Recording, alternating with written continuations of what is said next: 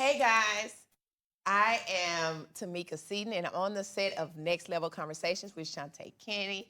We just had an amazing show tonight. Oh my God, I hope you were able to tune in with us because I was excited to be back a second time on her show. And so I just hope that what you got from us tonight was so profound that it was going to help you, if not you, somebody else that you may know. So thank you for tuning in to Next Level and stay tuned for more that's to come.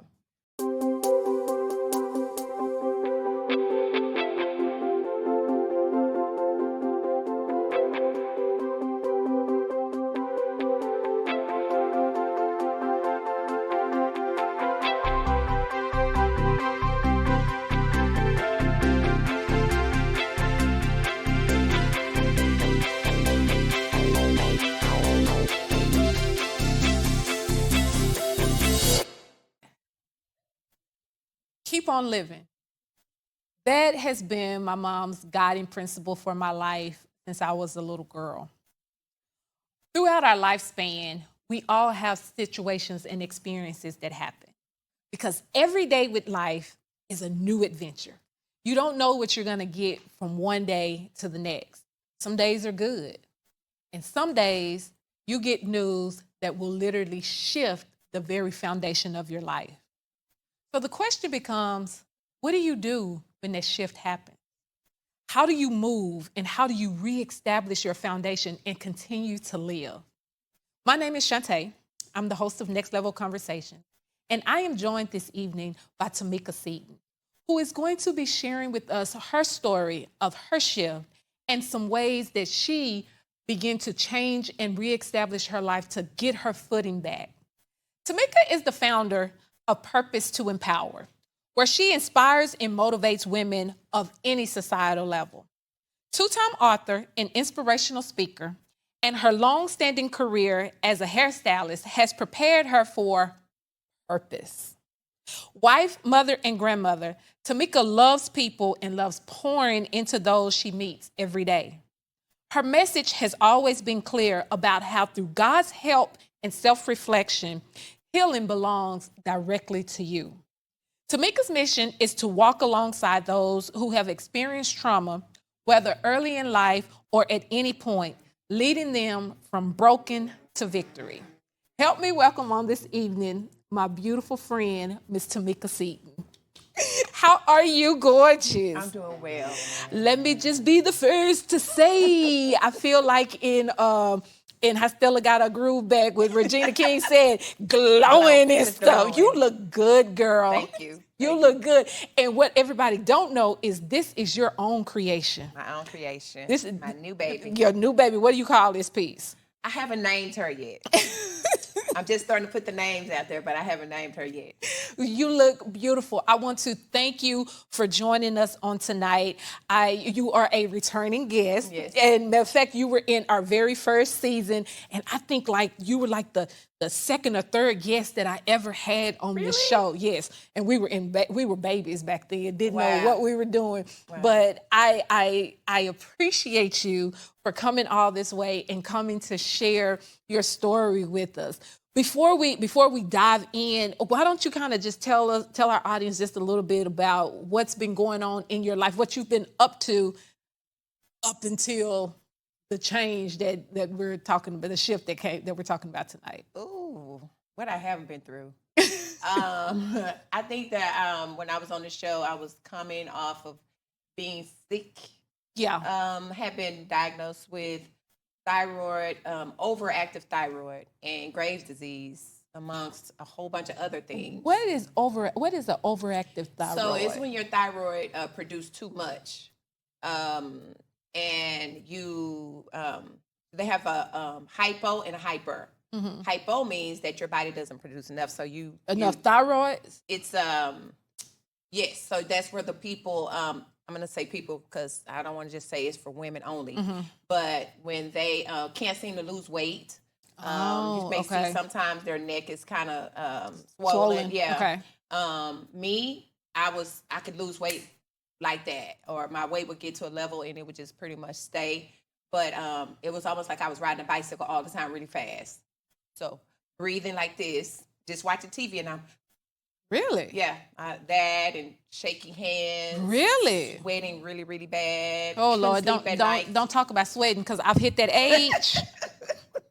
These Yeah, hot it flashes, was baby. a lot. It was a lot. It was a lot. So after I got COVID, that was the following year. I got diagnosed with all kind of stuff, and so yeah, I think when I came on the show, I was just getting better from like I'm gonna say better, but in a way where it was being managed. At And that you were time, getting you were trying to get my moving, stride getting back. your life back. You had just written a book. Yes. And you had a lot of things going on. You had started speaking, and you had Yes. started being vocal about some things that had happened In my to life, you in your life. Yeah, so it was things were doing really, really well. I would say, and then all the way up till last year, no, December 23. December of December of 23, got some, some things that happened that led me into having thyroid cancer. So in December, I was washing dishes, cleaning up at home one day, and was listening to some music. And so I wanted to whistle to the song. And I started trying to whistle, and my whistle wasn't there. When you say whistle, you mean? Yes. That sound you're making, I couldn't make. It was just, that's how it was. It was just wind coming through. So I'm like, and it's just like riding a bike. You never forget how to ride a bike. So I'm like, I know I didn't forget how to whistle. So I kept trying to whistle. It wasn't coming through. So I thought, that's odd. I kind of even laughed to myself. So I tried again that day, nothing. The next day I tried again. And so it just dawned on me, and I said, I never let my whistle go away. And it's like the mind collects information. And it just kind of took me back, and then I thought about my body. So I'm like, my throat been a little sore. I thought about one night when I was showering with my loofah, and I always start up here first, how I was so tender in this side. And I thought, well, why am I a little sore? Knowing I have a thyroid issue, right? So it took me back to that, and then that's when I kind of started looking in the mirror and stuff, and I'm like, you know what? I am a little swollen on this side. It was on the right side. I decided I was going to call my doctor, because at this point, I've been through enough where I'm like, I'm going to call my doctor. Called the nurse, and she let the doctor know, and they put in an order for me to go and get an ultrasound. So when I did the ultrasound, I had to get a biopsy. Oh, okay. They had to go in and see what was going on inside of her, because they saw it show up, right? Well, how long did you have the thing in your throat before you went to the doctor? I think it was, what day was that? What was the date of the phone call? It was probably that week before Christmas. Okay. I remember being on a Thursday morning. That's what I remember, a Thursday morning. And my doctor, she goes out of the country for the holidays. And so we were talking about, she was getting ready to leave. And I told her, she said, well, I'm going to make sure that you get to. I said, well, I think I'm fine. I know I'm fine. And so she said, well, I don't think it's nothing for you to be alarmed about as much, but this is new. She said, so I'm ordering an ultrasound. They should be calling you for you to get the appointment, blah, blah, blah. I'm like, okay, Chantal, I'm not going to lie. When she hung up, they start calling. The way I love Baylor Health System, because that's all my doctors are with them. When she hung up and put that order in, they just start calling. And so I was like, I'm not going to answer this call. Like I said, I felt like bad news was coming. So I'm sitting up under anxiety of what I'm thinking is about to be told to me. So I kept avoiding the phone call so that I wouldn't go in, take that test, and be going through the holidays. I'm telling you, I did the silliest thing ever. I know. Fear would make us. I'm going to tell you. So I did. I went and got the ultrasound done. I did blood work before that. And then the ultrasound. And the good thing about when she shared it with me, she said, you fought through so much stuff. She was like, when you became my patient, you was very sick. And she said, so I just want to tell you, you're going to be fine. And this is what we found, and blah, blah. And then so I just kind of took a deep sigh, and I said, okay, I'm ready. And she said, you ready? I said, I'm ready. I said, Wow. I literally like was preparing myself for this. She said, really? I said, yeah. She said, have you ever had cancer before? I said, no.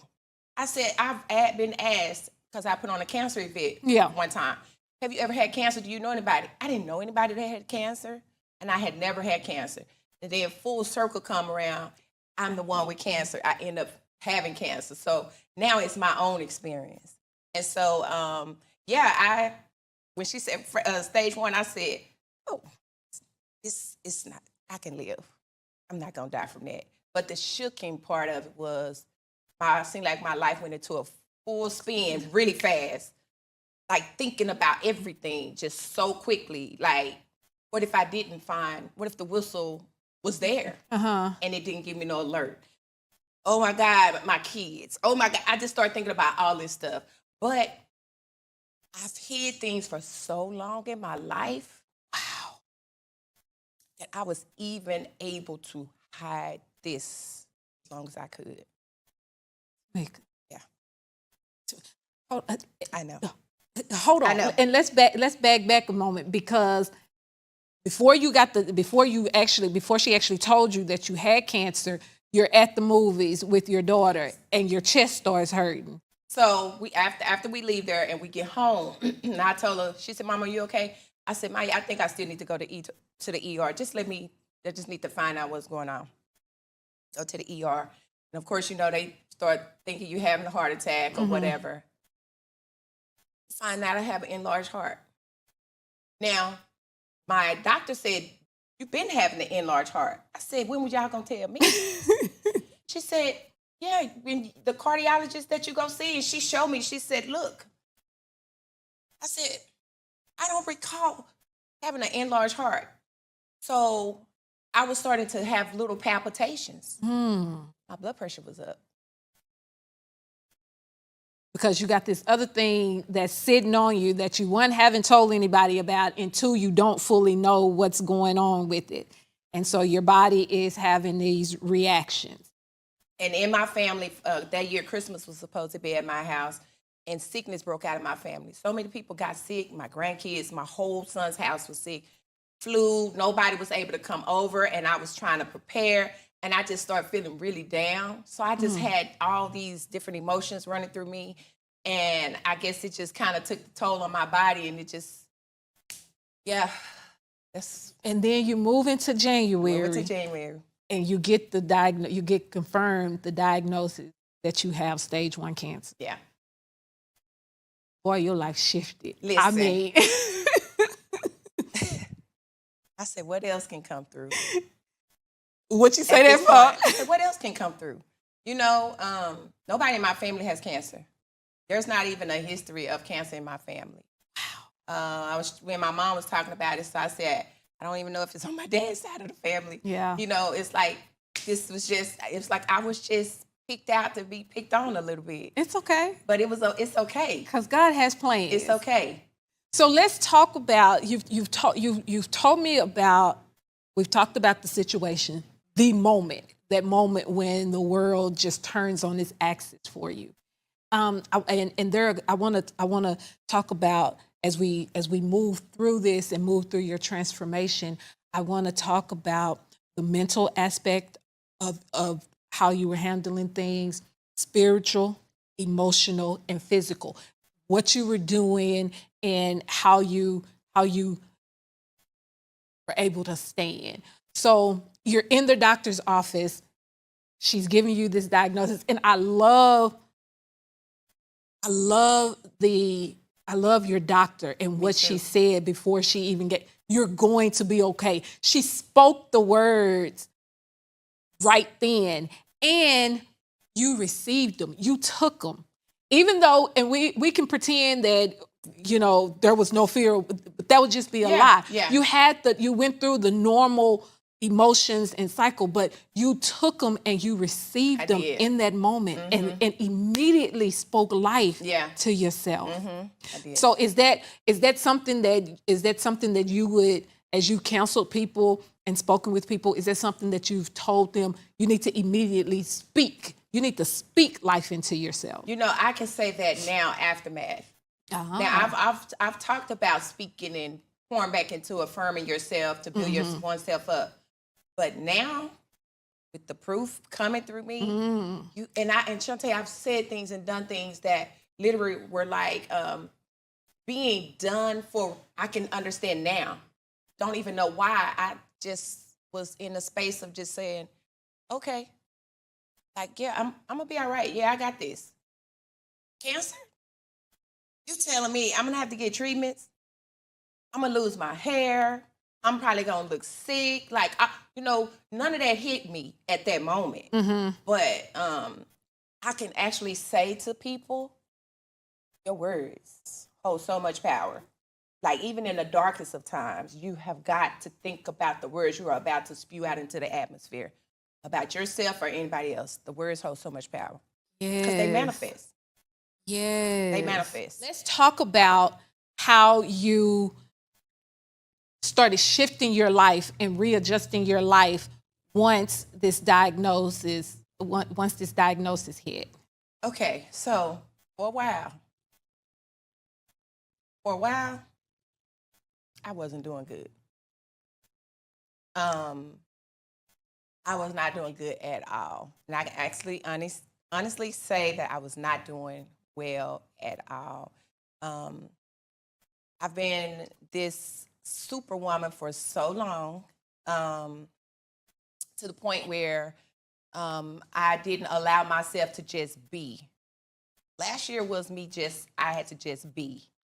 So with that, I just decided that I was going to take off that superwoman cape and I was just going to allow myself to just unravel. I would have a pity party with myself, trying to figure out a lot of other things that was happening to me while I was in the midst of trying to still fully grapple the part of just having to be diagnosed with cancer and go through radiation treatments and stuff. And so for the first part of it, I fell apart. And I was in the comfort of family, close family, and they allowed me to just be. I wasn't being the mom that they originally knew. I wasn't being that person. I was kind of unidentifiable. So I also I was just in isolation, like isolation, just away from everything and everybody. I was sick, so a lot of times I cancel work, try to move clients around. I slept a lot. I was nauseated. I was doing all the things, rashy, sensitive, headaches. Everything was just like this. And so literally, I feel like I became a baby. And my family were the caretakers. So while they watched me, and they would say stuff like, "Mama, you strong." And I would say, "Don't say that." You didn't think that you didn't think, because you've always been a strong woman. You've always had to endure a whole lot of stuff. Whole lot. You didn't feel your strength. I didn't feel my strength. Do you think it was because of the sickness, or do you think that it was Mentally. you think it was the mental? Of course, the physical part was, being broken down. Yeah. Some. But mentally, I just became so succumbed with that, and I had other stuff going on. It just seemed like it was just a pile up. Not just one thing, multiple Literally, things. it felt like trying to stand up, get up off the floor. If you're down scrubbing, and you can be bent over for so long until you feel like, "Ooh, I'm hurting, I need to get up." Did you try to get up and you collapse back down? I felt the weight on me just like that. So I would say, if I just fell apart, just let me stay. Just let me stay there. Yeah, and it was hard for them to see because it's not what they're used to seeing me be like. But see, it was so important that I stayed protected, because people that knew me, they can't even imagine me in that space. They don't even. I couldn't even identify myself, honestly. What do you mean when you say you couldn't identify yourself? Physically, or just the mental and emotional and part? my emotions, and just. I know I would say stuff sometimes that was so thrown off, Shantae. and I would apologize afterwards, and I would be like, and then they would say, "We understand." Oh. They would say, "We understand," and I would say, "I just need to just get it out." Yeah. Because I've always coddled other people and help nurture and all this stuff. So at this time, let me just be. Yeah. My word was just be. I could not whisper a prayer. I would tell God, look, if you're going to just take me, just take me. Why do you let me be in these situations? Like, really, you love me? See, some people can't understand that conversation you have because they may see it as a form of disrespect to God or whatever. But what I do know in that time, and he knows, God knows all his children. He knew the heart of me. Yeah. And he knew that I was going through something. He could handle it. Yeah. Man couldn't handle it. But he could handle it, and he understood. And he allowed me, Shantae. I didn't hear that, get up, my daughter. Yeah. And, none of that. He just allowed me to just unravel. It's like he gave me my time. Wow. It's like he gave me my time. I sat in the house a lot of days. When I would go into the salon, my clients knew something was wrong, but I wasn't sharing. They knew I was sick. And then a lot of them said, we knew something was happening. We was just up to you. It was on your time when you was going to tell. And so they would come in and kind of be like, how you feeling today? Very little conversation. Sometimes I had to cut it quick and go home and get back into bed. So I was upset too. I can honestly say that I was upset that life just kept happening. And I was like, it's people out here, God, that don't even love you. Why you keep allowing it to come my way? Like, why? What do I need to do next? Like, can you tell me? And I'm like, whatever you want to do. I'm not going to pray because praying to you, I've given 1 million prayers to you. It's your decision to answer any of those prayers. Do what you want to do. Like a kid having a tantrum. That was me. So how did you make that shift, and how did you reestablish yourself and come back into yourself and begin to stand? It's like I went to bed and I woke up and the page had turned. That's the best way I can describe it. It's like I laid down one night and I felt one way, and when I woke up the next day, it was gone. Those emotions that I was experiencing, just gone. Really? I'm telling you, it's just like turn the switch off and on. Is this after you told God, do whatever you're going to do? Yeah, I had been having that little fit for a while. And it's like I woke up the next, that when that moment happened, it's like a switch just changed. And I said to myself, I remember going in that day feeling like I hadn't felt the emotion of this and I haven't felt the emotion of that. And I thought, man, today I'm really having a good day. And I remember the Holy Spirit talking to me, and I said, I was like, I'm going to be all right. And that these things didn't happen to me, they happened for me. Yes. I know you got a better plan. Whatever it is you got for me, Lord, like it's got to be something major, because he said, I didn't leave you when you had COVID. I didn't let you die. I didn't leave you when your blood pressure was sky high and your A1C numbers were rocketed high and you was shaking like crazy and you were in a cardiologist's office. You've been to the neurologist. I didn't leave you when you had all 3 COVIDs. I didn't leave you when you were molested as a little girl. So he took me all the way back. I ain't gonna leave because I was being now. a student of my life. Like he literally sat there and talked to me, because what else could I do? I had been depleted. I complained so much that I didn't have no more complaints. Wow, literally, you was having a Job. I was.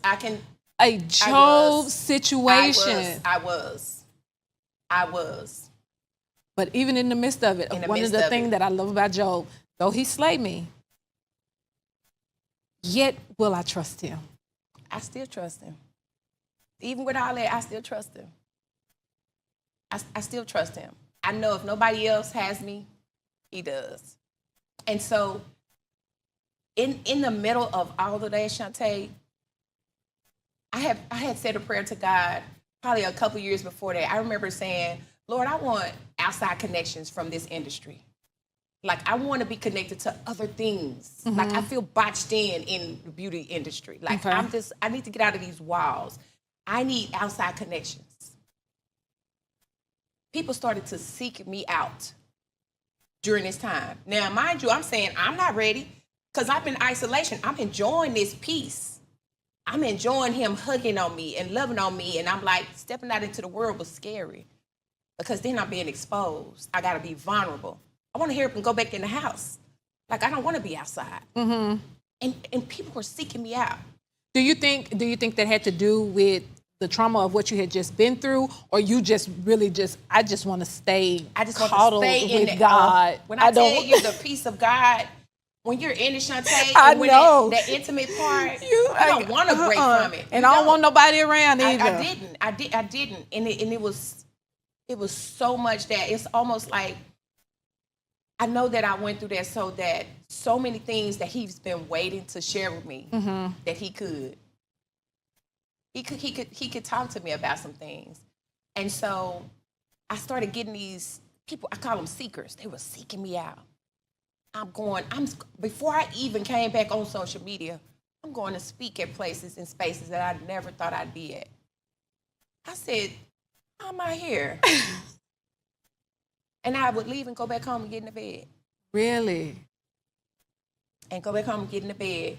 But then God told me, you trying to keep hiding. I'm setting you free.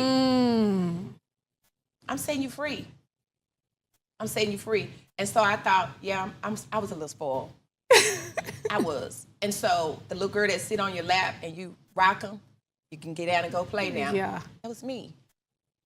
That was me. So it's like I went back in my childlike mind, even though I wasn't that type of kid, but I felt like a baby, Shantae. I did.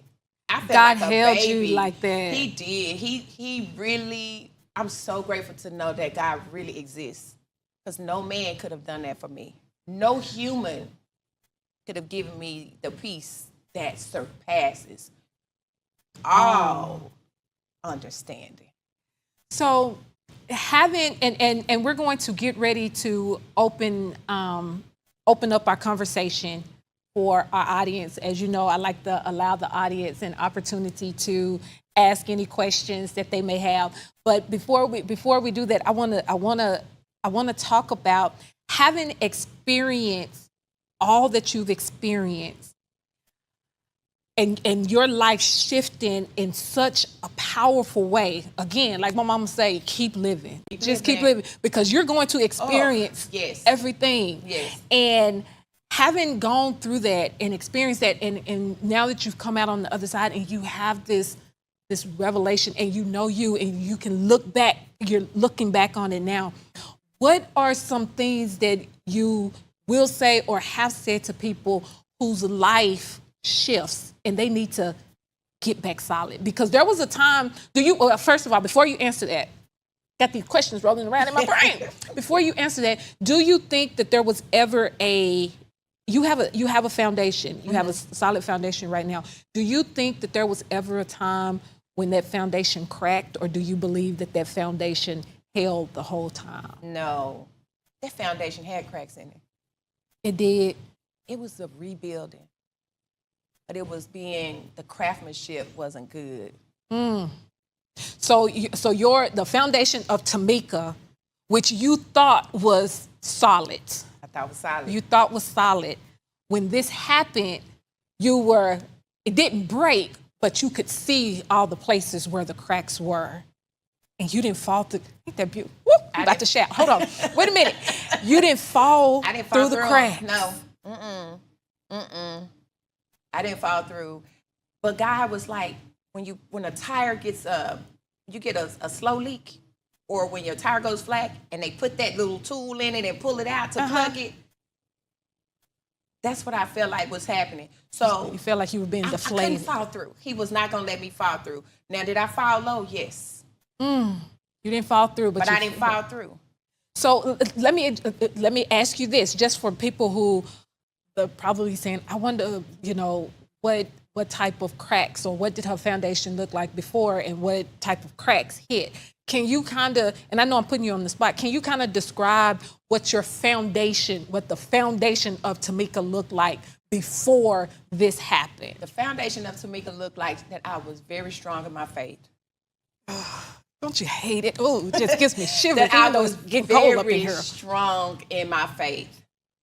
And I said all the right things. I tried to do all the right things. I tried to apply the word to my life and just, be the good steward that God is calling for us to be.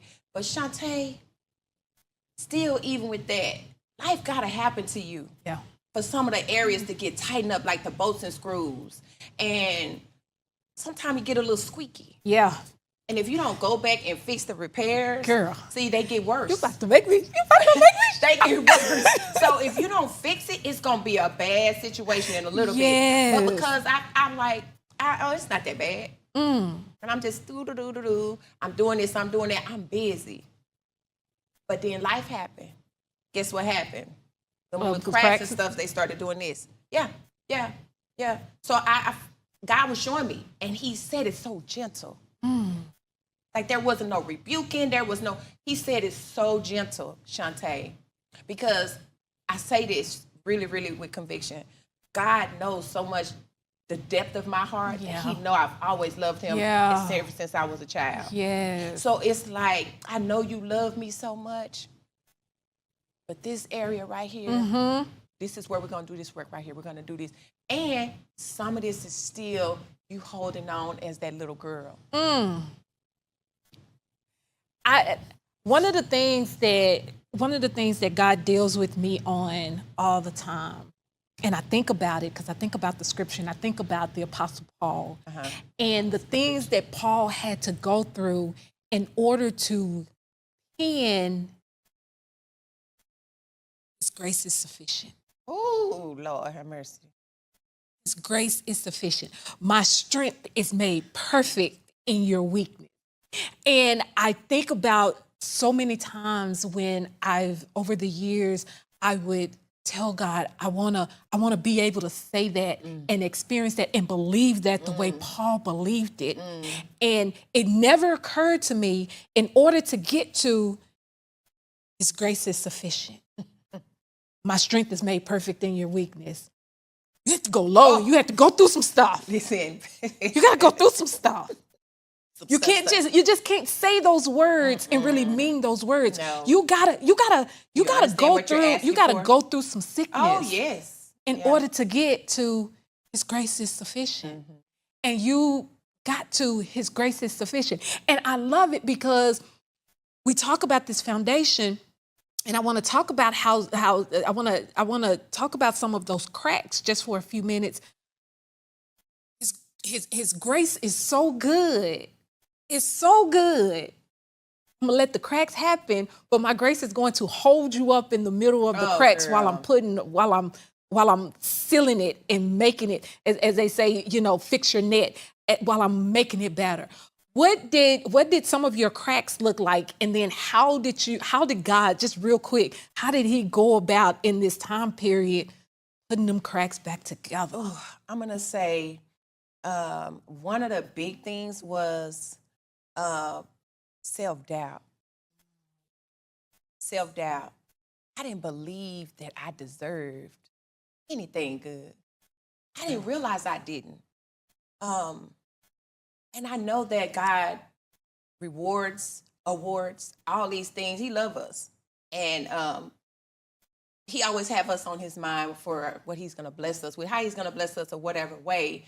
But I guess a little self-sabotage.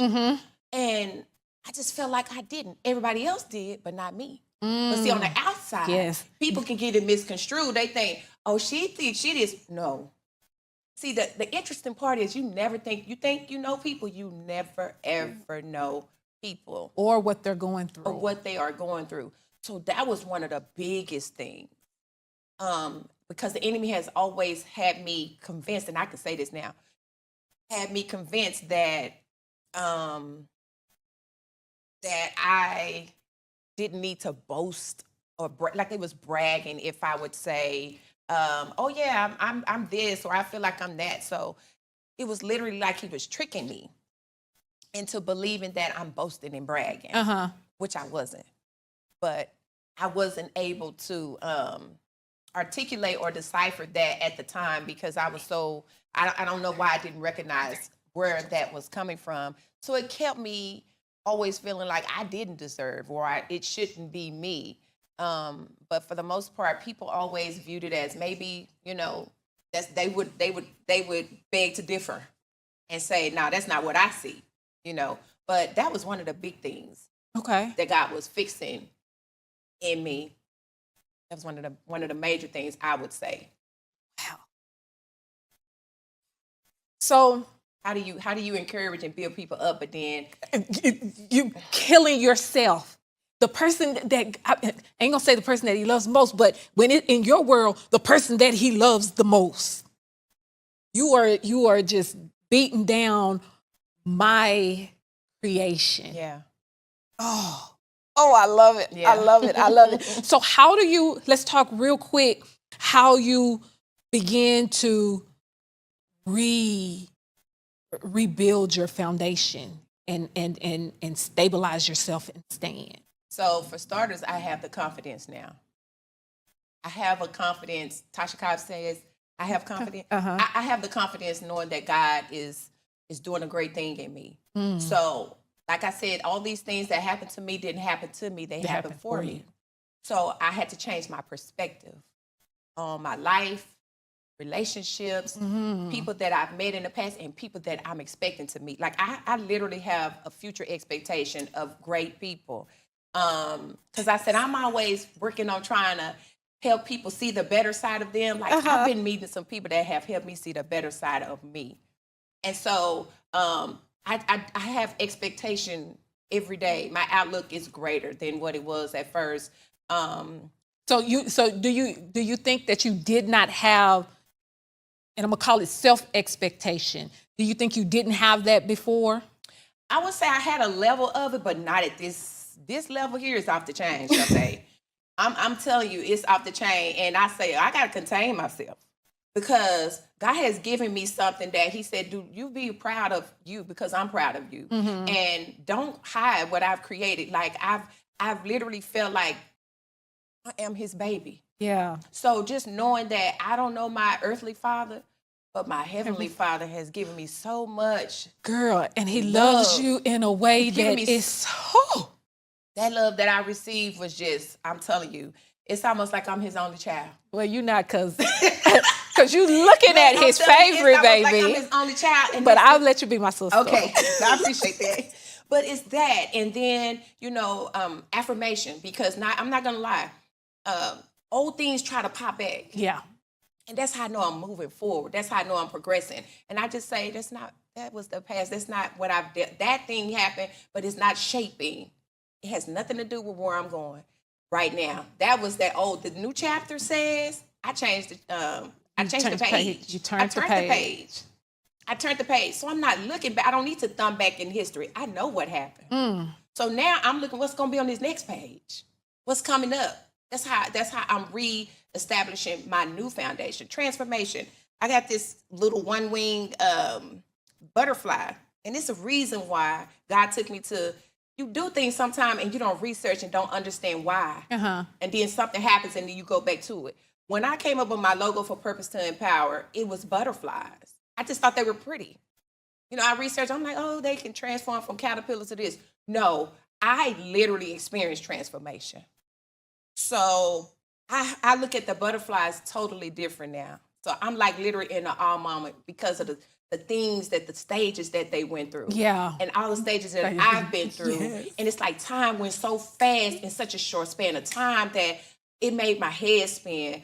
But it's almost like, remember Wonder Woman? Remember how she spin around? Because, and it's so, and we're about to start taking questions from the audience. So if you have any questions for Temica, please go ahead and place your questions in the chat. Because I don't want to forget that. But it's the scripture.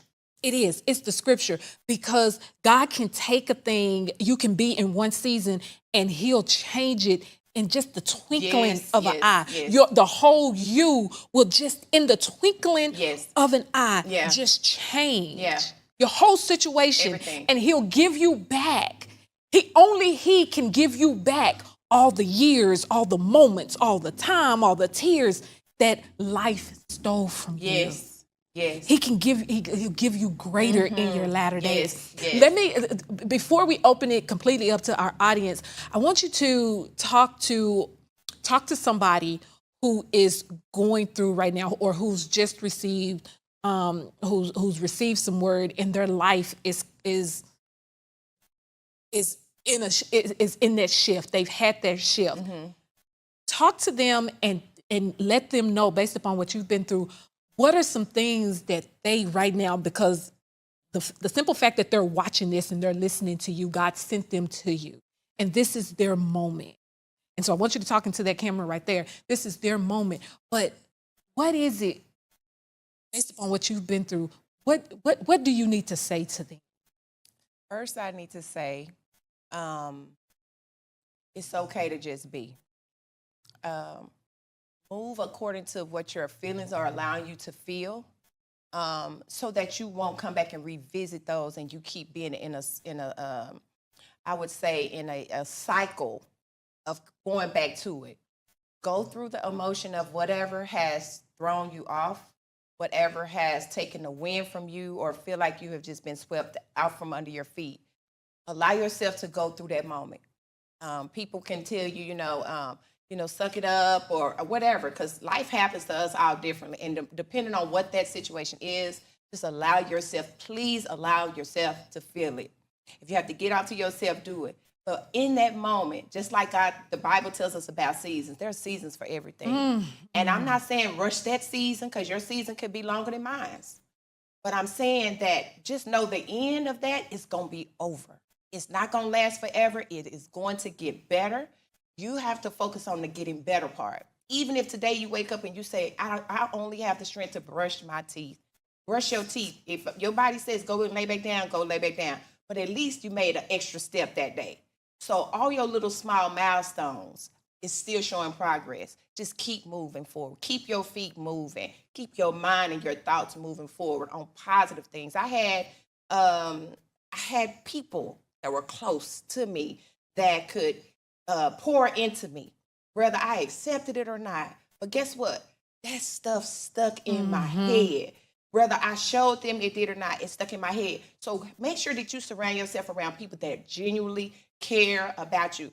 People that are not going to put your business in the street. People that are not going to be talking about you way over here and over there. People that are going to protect you, and they're going to be loyal to what you are dealing with. Make sure that you always remember that this thing could be worse. Somebody else could be dealing with something totally different and worse off than you are. And everything that we go through, it's not just for us. It's for somebody else. So I'm the somebody else that has been through something that can share with you. If you're going through something that has taken you down to a low point, baby, trouble don't last always. It does not last always at all. Yes. It don't. And as you were talking, all I was thinking about in the last part was what Paul said. And pray if you can. If you got the strength to pray, but if you don't, God hears the moan. Yes. He hears the silent prayers. He hears the thoughts. He hears your heart. So don't be forced upon that. What people normally would say, the practice is pray. No, you pray for me, because I don't have the strength right now. So just know that. So God knows. Okay, I just thought I'd lay that in there because somebody needs to know that. No, and you were right, because and I think about, got me on this too. I think about when my mom got sick in 23. Yeah. At the same time, she couldn't pray for herself, but all the prayers that she had prayed for so many other people, all of those prayers were being sent out for her. So there are times when you can't pray for yourself, but the prayers of the righteous avail it much. Yes. And as you were talking, and I got a few questions here. As you were talking, all I could think about was what Paul said: these light afflictions, which are but for a moment. For a moment. They are working in us. Oh, they are wow. working for us. Yeah. A greater. Yeah. They're not even. You can't even think about, and it can't be compared to what's to come. Okay. So as you were sitting here talking, I was thinking about that light affliction, and look at her now, glowing and stuff. Okay. Yes, baby. Okay. So I want to get to our questions. One of my first questions is, how did your body react to the chemo? I had the radiation. I didn't have to do chemo. I had radiation. It had me really weak. I had little patchy rashes. I threw up a couple of times. I hate to say threw up. I had nausea and vomiting. My hair, I just talked about my hair. I just literally started to embrace it It's been almost a year now. But I did lose hair. My scalp is still extra sensitive. My face did droop. I did look sick. Well, you don't look. I know. You don't look nothing but fabulous now, He baby. took me, but look, that's the working of God. How He don't let us look like what we've been through. But yeah, that's what it did to me. Yeah, and I just kind of had to rebuild, like just eating, like, because sometimes I would just peck around with the food, and I don't want it. But yeah, basically that was the things that I experienced. This is not one of the questions, but I'm gonna go back to it. But how have you changed your life physically as a result of what it is that you've been through? So I did start trying to go to the gym. Not try. I did. But the gym was close to my house. It was an Anytime Fitness. He has recently shut down the gym.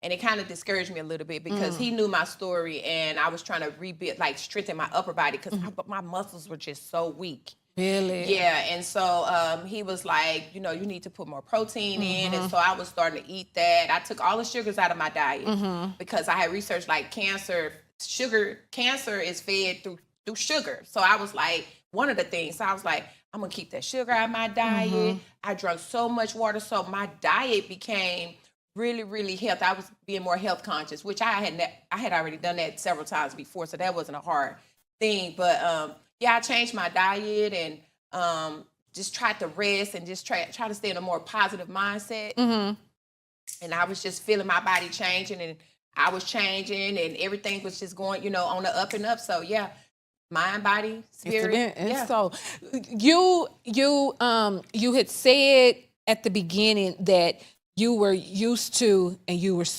one of the things you did consistently was just hold things in. You didn't talk, did not vocalize the things that are on your mind. And to me, that's I call it a silent killer. I was in that place for a long time. How has that changed? Oh, I call it.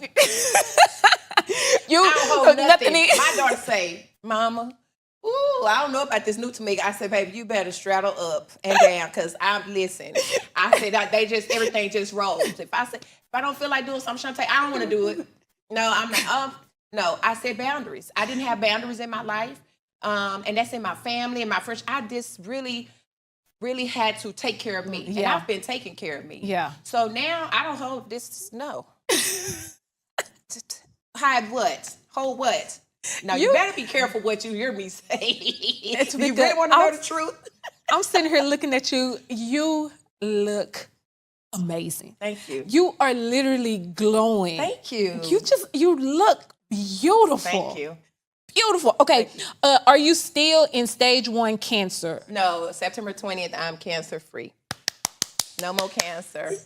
No more cancer. Praise God. Actually, I go see my I go for a follow-up next week with my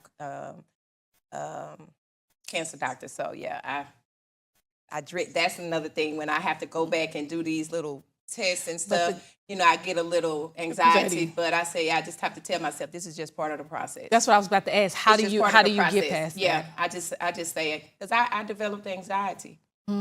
Yeah, I have been dealing, and I say developed because I was dealing with some trauma stuff. And so, when that time come and they're calling from that office, I'm like, oh Lord, it's time. They calling me again. Like, yeah. You don't ignore those phone calls. No, I don't. I'm better with that. No more hiding with that. Okay. Do you feel like this is your testimony? Do you feel like this is your testimony? Everything that happened for a reason. Yeah.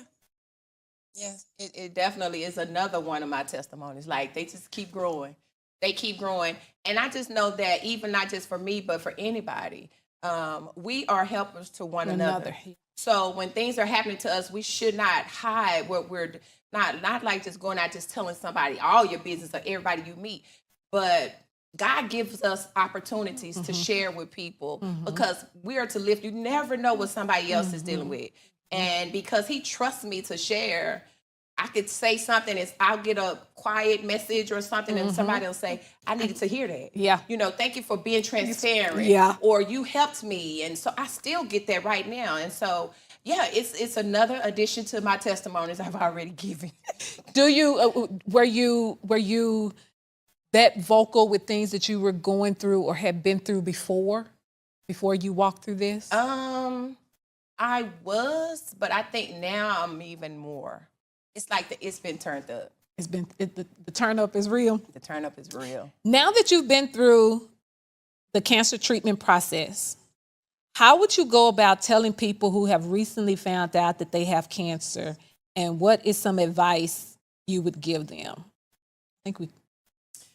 I would say stop, take a deep breath. Don't go straight into thinking that I'm gonna die.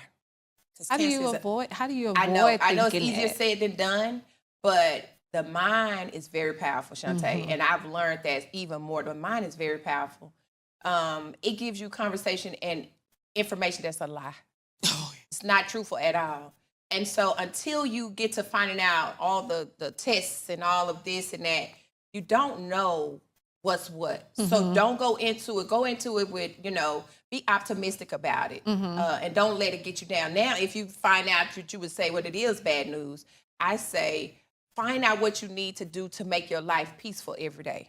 Oh, Find out what you need to do to make your life peaceful every day. Shantae, I went and stood in the rain one day. I did. I had on my little muumuu. I stood on my driveway. My hair was wringing wet, and I didn't have no shoes on. And I just stood out there with my arms open like this. Wow. And I just got wringing wet. And I said, this rain on my skin, it was a peaceful moment to feel the ground. They call it grounding. Oh, okay. But God speaks to us through nature, everything He made, And so I did that, and because I had been sitting in the house so much, I would be in the house all the time. So I went out there, and my daughter said, Mom, get back in here. What are you doing? And then when she was calling my name, and I didn't even turn around and look, because I just allowed tears to flow, and I just stayed out there, and I just let the rain just saturate me. And then when I was done, I just walked on in the house, got in the shower, put my PJs, got in the bed. I didn't have a conversation about it. She understood it. So they allowed me to just be. I keep saying the word be. Just be. Like I wasn't the on schedule or on program mama, wife, Mimi. No, I was somebody totally different that they had never witnessed before. You done left me speechless. That's hard to do. Yeah. As we get ready to wrap up, what are you looking forward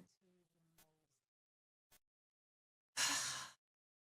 The parts that's unknown. Like I feel like I just have so many great things that are about to happen for me. I'm excited about that. But then I'm like, what's next? What's next? What's next? Because God showed me literally that the seeds that I've planted for so long that He hadn't forgot. That He hadn't forgot about me. Because that was one of the things I was like, you must forgot about me, Lord. Like, why do you keep allowing? But He let me know that I've planted so many. It's the harvest part. Even right now, I got some information today, Shantae, that tried to make my knees buckle. Do it look like it? No. So I'm very positive in what God says about me. He got me. That's how I'm excited about every day knowing that God has me. And I say, if I'm feeling a alone, Mom, I just say I need to feel your presence. Just, Lord, where you at? I need to feel your presence.